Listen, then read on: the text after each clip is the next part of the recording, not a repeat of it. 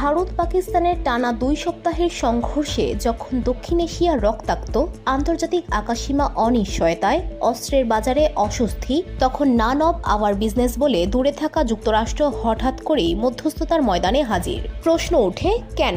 যুদ্ধকে নিরপেক্ষ বলে উড়িয়ে দেওয়া মার্কিন প্রশাসন কেন মাত্র 48 ঘণ্টায় 2 পরাশক্তিকে যুদ্ধবিরতিতে রাজি করিয়ে ফেলল? এই প্রশ্নের জবাব লুকিয়ে আছে বিশ্ব অস্ত্রবাজারের রূঢ় বাস্তবতায়, দক্ষিণ এশিয়ায় চলমান ক্ষমতার সমীকরণে এবং একটি মার্কিন টেস্টিংয়ের কূটচালে। ভারত পাকিস্তানের এই সাম্প্রতিক যুদ্ধকে অনেকেই কেবল দ্বিপাক্ষিক বিবাদ হিসেবে দেখলেও বাস্তবতা ভিন্ন। এটি ছিল এক প্রকার আর্মস শো, যেখানে চীনা নির্মিত J-10 ফাইটার জেট, তুর্কি ড্রোন ও ইসরায়েলি প্রযুক্তির ক্ষমতা পরখ করার লড়াই চলেছে। উল্লেখ্য, পাকিস্তান চীন তুরস্ক নির্মিত অস্ত্র ব্যবহার করে অন্তত 2টি ভারতীয় যুদ্ধবিমান ভূপাতিত করেছে, যার মধ্যে একটি ছিল ফরাসি রাফায়েল। এতে পশ্চিমা অস্ত্র নির্মাতাদের বিশ্বাসযোগ্যতা প্রশ্নবিদ্ধ হয়। এ বিষয়ে ভারত চুপ থেকেছে। তবে CNN, রয়টার্স এবং ভারতীয় সংবাদ মাধ্যম দ্য ওয়ারের তথ্য অনুসারে এই হারানো জেট বাস্তব এবং তা পশ্চিমা অস্ত্র নির্মাণ প্রযুক্তির প্রতি আস্থা কমিয়ে দেয়। এই হামলা পাল্টা হামলা পরিস্থিতি দীর্ঘ হলে দক্ষিণ এশিয়ায় পশ্চিমা অস্ত্র বিক্রির বাজার হুমকির মুখে পড়ত। চীন ও তুরস্কের উত্থান এশিয়ার অস্ত্রবাজারে মার্কিন ইউরোপীয় আধিপত্যের পরিণত চ্যালেঞ্জ হয়ে দাঁড়াতো। নান অব আওয়ার বিজনেস বলে নিজেকে সরিয়ে নেওয়ার যুক্তরাষ্ট্র জানত, যুদ্ধ বেশি দূর এগোলেই তারা থাকবে হেরে যাওয়া অবস্থানে। তাই তারা চুপচাপ যুদ্ধ পর্যবেক্ষণ করেছে।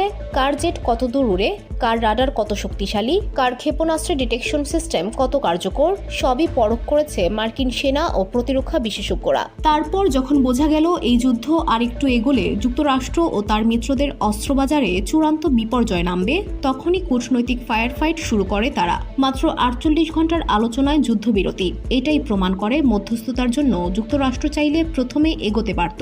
তারা চেয়েছে একটি অস্ত্রের শক্তি পরখের পর্ব, যাতে ভবিষ্যতে অঞ্চলভিত্তিক চাপ প্রয়োগের গাণিতিক হিসাব নির্ধারণ করা যায়। তীব্র এই সংঘর্ষে পাকিস্তানের পাশে শুরু থেকেই ছিল চীন ও তুরস্ক।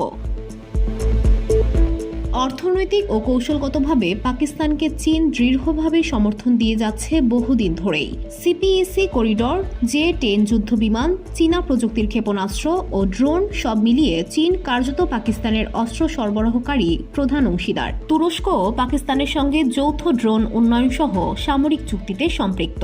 এই নতুন জোট কার্যত ভারতের আধিপত্যবাদী কূটনীতিকে চ্যালেঞ্জ জানায়। অপরদিকে ভারত দীর্ঘদিন ধরেই ইসরায়েলের কাছ থেকে drone, text guided missile, spy software কিনে আসছে। এই যুদ্ধেও ভারত ইসরায়েলের কাছ থেকে সহযোগিতা চেয়েছে। কিন্তু প্রশ্ন হচ্ছে, ইসরায়েলের অস্ত্র ব্যবস্থাও এখন পাকিস্তানের চীন তুরস্ক জোটের কাছে পরাজিত হয়। তখন আন্তর্জাতিক অস্ত্রবাজারে ভারত নয়, বরং পাকিস্তান হয়ে ওঠে আগ্রহের কেন্দ্রবিন্দু। এদিকে ভারতীয় মিডিয়া ও সরকারের মধ্যে সাম্প্রতিক দমন পীড়নের ঘটনা, যেমন দ্য ওয়ার ব্লক হয়ে যাওয়া, চাপা পড়া সামরিক ব্যর্থতা লুকানোর প্রক্রিয়া হিসেবে দেখা যাচ্ছে। যুদ্ধবিরতির আরেকটি বড় চাল ছিল পাকিস্তানকে IMF থেকে অর্থ ছাড় করিয়ে দেওয়া, ভারতের আপত্তি সত্ত্বেও। এতে বোঝা যায় যুক্তরাষ্ট্র পাকিস্তানের সঙ্গে সম্পর্ক পুনর্গঠনে আগ্রহী, বিশেষ করে যখন চীন তাদের উপমহাদেশে আরও সক্রিয়।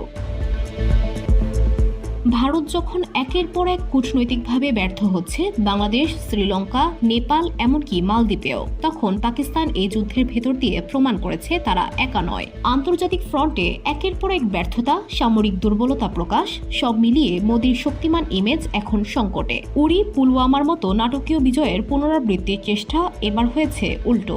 বিলিয়ন ডলারের জেট হারিয়ে, আন্তর্জাতিক দর কষাকষিতে অবস্থান হারিয়ে ভারত এখন আক্রমণকারী নয়, বরং দুর্বল প্রতিরক্ষা পরিণত হয়েছে। নান অব আওয়ার বিজনেস বলে শুরু করা যুক্তরাষ্ট্রের হঠাৎ মধ্যস্থতা আসলে কূটনৈতিকভাবে গণিত নির্ভর সিদ্ধান্ত। এটি অস্ত্রের বাজার রক্ষায় নেওয়া দ্রুত পদক্ষেপ, ভবিষ্যতের সামরিক ভারসাম্য নির্ধারণের পূর্ব প্রস্তুতি। এই যুদ্ধ যে শুধু ভারত পাকিস্তানের ছিল না, তা প্রমাণ হয়ে গেছে। এটা ছিল আন্তর্জাতিক অস্ত্রশিল্পের মাঠ পর্যায়ের টেস্টিং ও কৌশলগত পুনর্বিন্যাস। এখন প্রশ্ন, দক্ষিণ এশিয়ার রাজনীতিবিদরা কি বুঝবেন? সংখ্যাগরিষ্ঠতা দিয়ে অন্যায্য কিছু চাপিয়ে দেওয়া যায় না। আর মার্কিন নান অব আওয়ার বিজনেস মানি শুরুতে দেখব, পরে নিয়ন্ত্রণে নেব।